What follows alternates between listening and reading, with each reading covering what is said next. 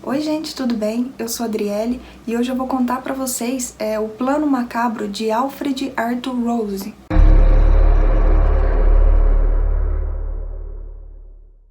Alfred Arthur Rose nasceu em 6 de abril de 1894 em Millwall Road, Herne Hill, Londres. Ele tinha 3 irmãos, era filho de Walter Edward, que trabalhava com vendas de roupas usadas, e a sua mãe não se tem o nome divulgado na internet, mas sabe-se que ela era uma atriz e que nos anos de 1900 havia abandonado o marido e os filhos para fugir com outro homem. Depois que a mãe do Alfred acabou abandonando a família, o pai deles não teve muito tempo para criá-los. Ele trabalhava muito, viajava muito, então quem acabou cuidando do Alfred e dos seus irmãos era uma tia por parte de pai. O Alfred era uma criança bem comportada. Ele e seus irmãos frequentaram uma escola local municipal, onde ele era conhecido por ser uma criança brilhante e atlética. O Alfred deixou a escola aos 14 anos para trabalhar como office boy de uma empresa imobiliária.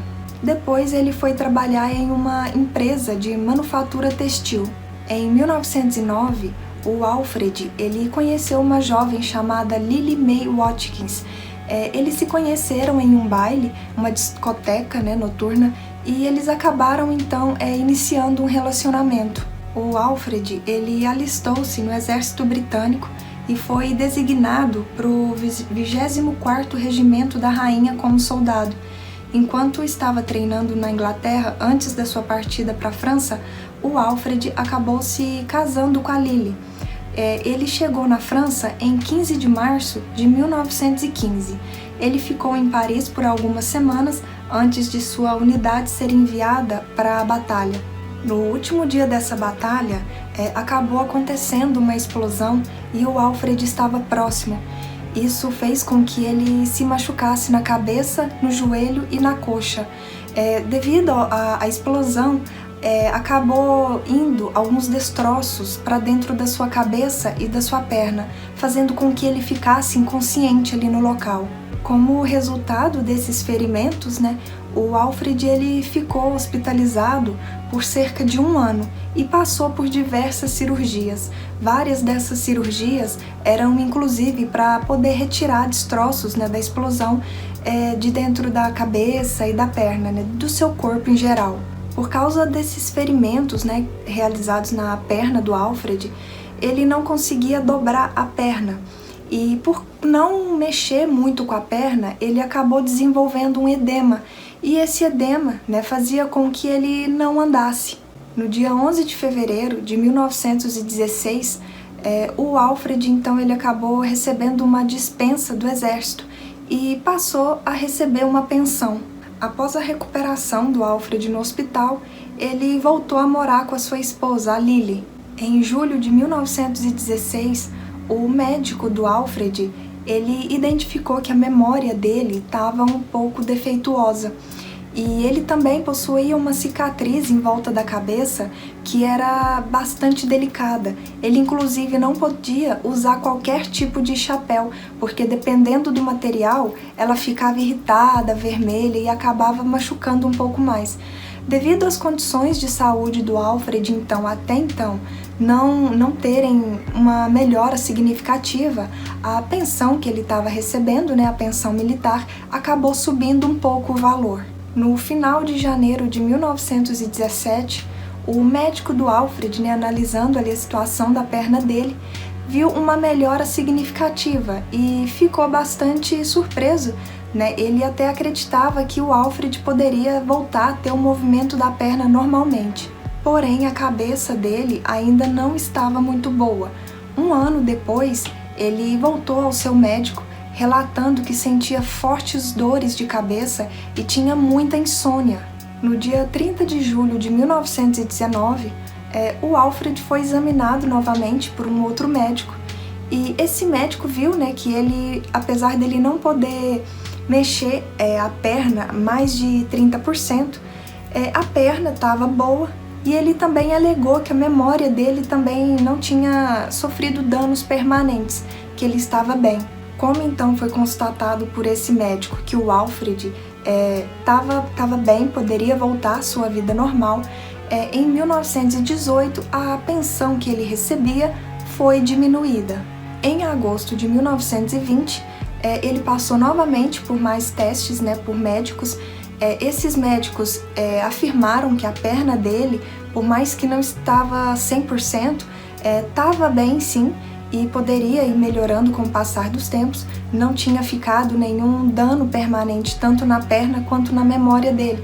Então, como esses médicos alegaram que ele estava 100% bom, não havia mais nenhuma sequela do acidente que ele havia sofrido em batalha, a pensão dele então acabou sendo cancelada. O Alfred então voltou para sua vida normal. Ele começou trabalhando como caminhoneiro, viajava bastante e ele sempre foi muito mulherengo. Mesmo ele sendo casado com a Lily, ele atrevia-se a dar em cima de qualquer mulher que passava por perto dele. A primeira mulher que ele havia seduzido foi uma jovem que ele teria engravidado aos 15 anos de idade. Quando essa jovem falou para ele que estava grávida, ele acabou sumindo, ele abandonou ela para dar à luz em um lar de mães solteiras. Em 1925, 4 anos depois, o Alfred começou então a ter um caso com uma empregada doméstica. Em 1928, ela acabou dando à luz a uma criança, também seria do Alfred, e ela percebeu ali que ele não queria arcar muito com a situação, não queria assumir o que ele teria feito. Ela então acabou entrando na justiça e conseguiu o direito de receber uma pensão do Alfred. Em junho de 1929, o Alfred ele trocou o emprego dele. Dessa vez agora ele foi trabalhar como viajante comercial. Esse era um emprego melhor do que caminhoneiro, Ele, além de ter um salário fixo, ele também tinha comissão. E foi graças a esse emprego que o Alfred conseguiu comprar uma casa própria para ele, a Lily e sua filha, que a Lily a essa altura já tinha uma filha, e também um carro. Apesar do Alfred ser casado com a Lily e ter uma filha com ela, ele era conhecido por ser bígamo. Ele teria casado com, no mínimo, mais outras 3 mulheres. E como resultado desses casos que ele teve extraconjugal, ele teve vários filhos. Por volta de 1h50 da manhã do dia 6 de novembro de 1930, 2 jovens, retornando de um baile noturno de Guy Fawkes, na cidade de Northampton, viram um incêndio à distância. Como a noite de Guy Fawkes tinha acabado de passar, tinha sido uma noite de festejos, fogos de artifício, Esses homens, eles acreditavam que o clarão que eles viam podia ser de uma fogueira. Mas eles preferiram ir lá ver o que estava acontecendo.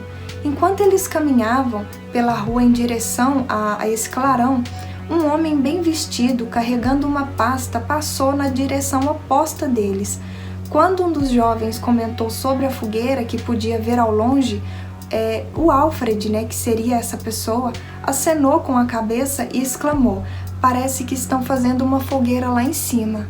Esses homens, então, eles foram se aproximando ali desse clarão que eles até então achavam que era uma fogueira e acabaram vendo que, na verdade, era um carro que estava em chamas. Esses rapazes chamaram os policiais, só que enquanto os policiais não chegavam, eles mesmos tentaram apagar esse fogo. E aí, no que eles conseguiram abaixar um pouco as chamas, eles acabaram vendo que tinha um corpo carbonizado dentro do carro, no banco de trás. Um martelo de madeira foi encontrado próximo ao carro, com 3 pelos humanos presos nele. Embora o carro tivesse praticamente destruído, por causa do fogo, a placa dele ainda dava para ver, dava para identificar o carro então. E foi por essa placa que os policiais conseguiram ver que aquele carro pertencia ao Alfred. Esses homens acabaram contando também para os policiais sobre esse homem que havia visto enquanto eles iam em direção a esse clarão. O homem estava indo em direção oposta. Os policiais, querendo saber quem era essa pessoa, lançaram um comunicado na imprensa contando sobre a situação e que essa pessoa se apresentasse na polícia para prestar maiores esclarecimentos, se ele tinha visto alguma coisa suspeita ali na área, né, para saber mesmo o que teria acontecido. Um exame forense do carro revelou que uma junta no tubo de alimentação entre o tanque de gasolina e o carburador do veículo havia sido solto antes do início do incêndio, permitindo assim que a gasolina fluísse livremente tanto para dentro quanto para baixo do carro, indicando que o incêndio havia sido proposital. Além disso, testes e exames revelaram que a vítima estava viva, embora inconsciente, quando o incêndio havia começado. Estima-se que a própria vítima tinha entre 33 e 37 anos. Como o carro havia sido identificado, né, sendo do Alfred, os policiais vão até a casa dele para conversar com ele, né, a respeito desse incêndio. Chegando lá, eles não encontram o Alfred, encontram apenas a Lily. E a Lily informa para eles que no dia 5 de novembro, o Alfred teria saído por volta das 8h30 da noite para poder ir em uma reunião de negócios. Ela não viu ele retornando para casa depois dessa reunião de negócios, mas ela estima que ele teria chegado por volta das 2h da manhã do dia seguinte. Os policiais então solicitaram a Lily que fossem com eles até a delegacia para fazer a identificação, né, do corpo que haviam localizado dentro do carro. Porém, né, devido ao estado do corpo, né, ele estava completamente carbonizado, não era possível identificar praticamente nada. Mas havia alguns objetos, né, que não haviam pegado fogo dentro do carro que a Lily poderia identificar. A Lily disse que as roupas, né, que foram mostradas para ela, ela não tinha muito certeza se era do seu marido, não. Porém, a carteira dele também estava dentro do carro, e essa carteira foi identificada sim, ela tinha certeza que era do seu marido, do Alfred. Nesse meio tempo, o Alfred ele havia viajado para uma outra cidade para encontrar uma mulher chamada Phyllis Hanks, no qual ele também havia prometido casamento. Chegando lá, ele encontrou com ela, né? Ela perguntou cadê o carro dele e ele disse que havia sido roubado. Ele fala para a Phyllis ainda de que já tinha comunicado aos policiais e à seguradora, né, sobre o roubo do carro. No dia seguinte, a Phyllis ela acaba vendo uma notícia no jornal onde falava, né, desse acontecido, sobre o carro que havia sido queimado e que tinha um corpo lá dentro e que todos estavam suspeitando que aquele corpo fosse do Alfred, né, porque o carro teria sido localizado dele. E ninguém mais teria visto o Alfred depois que esse carro foi localizado. A Phyllis, então desconfiada, né, ela perguntou para ele, mostrou a notícia e o Alfred desconversando, falando que não, aquele carro não era dele. Às 10h da manhã daquele dia, o Alfred ele havia pegado um ônibus para poder ir para outra cidade. Então, assim que ele saiu, a Phyllis acabou ligando para os policiais e falando sobre aquela reportagem, né, que não era o Alfred que estava naquele carro, porque o Alfred estava com ela naquele dia, né, e ainda contou para os policiais qual que era o destino dele. Os policiais, então, né, sabendo aonde ele ia descer, colocou alguns policiais lá no terminal de ônibus e o Alfred, então, acabou sendo preso. Na delegacia, o Alfred conta que o corpo que estava dentro do carro dele era de uma pessoa que ele não conhecia, que estava pedindo carona. Ele acabou dando carona para ele, só que em certo momento da estrada, o Alfred parou o carro para poder ir no banheiro. Ele saiu do carro e no que ele se virou, o carro já estava em chamas. Ele disse que esse moço que estava pedindo carona tinha colocado fogo acidentalmente no carro. O Alfred ainda diz que ele estava fazendo essa viagem justamente para ir até a delegacia para poder contar isso que tinha acontecido, né? Para meio que confessar o que teria acontecido. E ele ainda fala que ele estava muito aliviado, que ele tinha tirado um peso dele e que ele realmente estava indo fazer essa viagem porque ele ia na delegacia contar o que ocorreu. O Alfred, então, né, ele muda alguns detalhes da sua primeira versão, completando, assim, o que teria acontecido naquele dia. Ele diz que havia visto esse rapaz na estrada pedindo carona, ele deu carona para ele e, em certo momento da viagem, ele parou o carro para poder ir usar o banheiro. O Alfred desceu, deu um charuto para que esse moço ficasse ali esperando, né, fumando o charuto. Durante isso, ele falou para o moço poder encher o tanque do carro com um galão de gasolina que estava no porta-malas do carro. Deu a chave para ele abrir e foi para o banheiro, rumo ao banheiro. No que ele olha para trás, o carro já está em chamas, né? E aí ele fala que provavelmente ele deve ter se confundido, deve ter caído o charuto na gasolina, né? Por isso que teria acontecido essa explosão. O Alfred diz ainda que assim que ele olhou para trás e viu aquele clarão, ele foi lá correndo, tentou ajudar, tentou salvar o rapaz, mas ele não conseguiu. As chamas já estavam muito altas, então ele acabou em pânico, né? Ele ficou em pânico no momento, ele acabou fugindo. Porém, o Alfred é confrontado com a evidência forense, né, que eles já haviam feito no carro, sobre o tubo que estava solto, né, entre a gasolina, né, e como tudo ali teria sido propositalmente, tudo já havia sido comprovado. E também tem esses jovens, né, que haviam visto ele, que depois esses jovens falaram para os policiais, né, que reconheceram sim o Alfred, e era ele que teria passado em direção oposta deles naquele dia. As desculpas do Alfred então caíram, né, e no dia 27 de novembro o Alfred foi acusado de assassinato de um homem desconhecido. O julgamento do Alfred Rose começou na Assembleia de Inverno de Northampton, em 26 de janeiro de 1931. O Alfred se declarou inocente desse crime.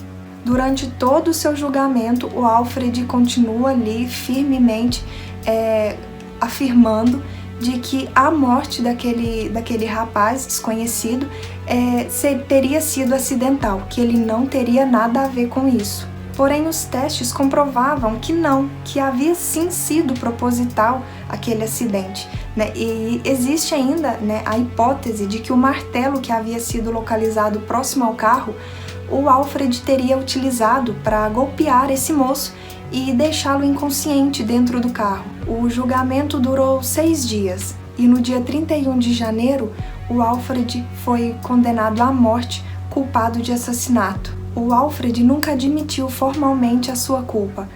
Porém, pouco antes dele ter sido executado, ele escreveu uma carta onde ele confessava tudo. Nessa confissão escrita, o Alfred diz que não havia planejado nada e que todos os acontecimentos daquele dia acabaram levando ele a cometer esse crime, né? A coincidência do moço pedindo carona e tudo mais fez com que ele acabasse tendo aquela ideia. Mas isso é uma coisa que deixa as pessoas um pouco, será mesmo, né? Um pouco em dúvida, porque pouco antes desse crime ocorrer, ele havia feito um seguro onde ele deixava tudo que ele tinha para a esposa dele, a Lily, e a filha, né, para que nenhuma outra amante dele ou outro filho dele viesse a questionar que tivesse direito a algum bem dele. Então, será que isso teria sido alguma coincidência, né? Pouco tempo antes desse crime, ele fazer esse seguro? Ele diz também nessa carta que ele havia dado uísque a esse rapaz, na intenção de que ele ficasse embriagado e, quem sabe, ficasse inconsciente. Porém, o moço não ficou inconsciente devido ao uísque, e então ele acabou estrangulando ele, até que, enfim, ele perdesse a consciência. O Alfred então solta o tubo de alimentação entre o tanque de gasolina e o carburador. Ele pega o galão de gasolina que estava no porta-malas do carro, ele joga em todo o carro, inclusive em cima do corpo do moço, e um pouco de longe ele acende um fósforo e joga no carro. A intenção do Alfred era, depois de ter cometido esse crime, ele viajar para a Escócia, ele fugir para a Escócia.